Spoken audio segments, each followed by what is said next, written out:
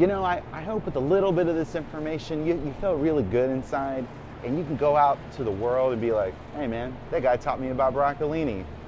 I believe in you.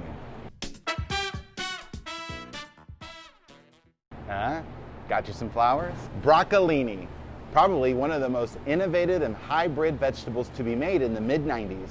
Nope, don't do that one. Broccolini. It kind of looks like broccoli. What is it? Let's talk about it. Now, you may have been walking through the grocery store and been like, hey, what is that?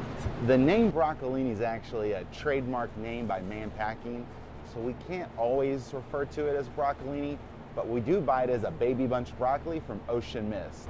But it's the same thing. What is it? And what's the difference between broccoli and broccolini? Back in the late 1900s, around 1994 to be exact, some scientists came up with the idea to mix broccoli, a broccoli rabe, and voila, broccoli with long stalks, just like this.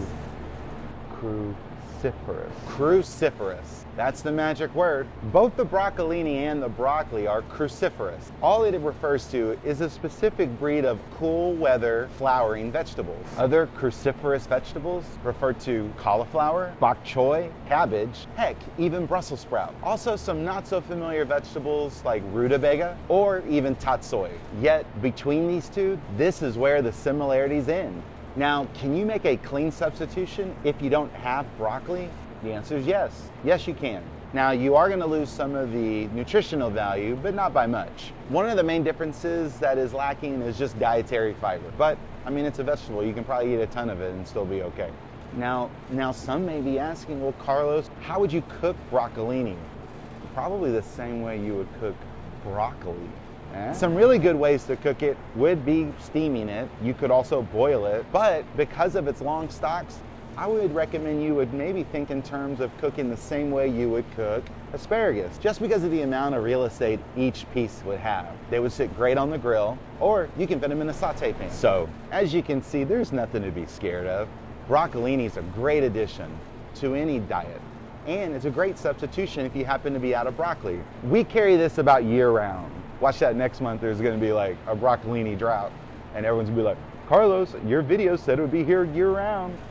I hope with a little bit of this information, you feel really good inside, and you can go out to the world and be like, hey man, that guy taught me about broccolini. Thanks so much for joining us again in our weekly market update. We post these videos every Thursday night.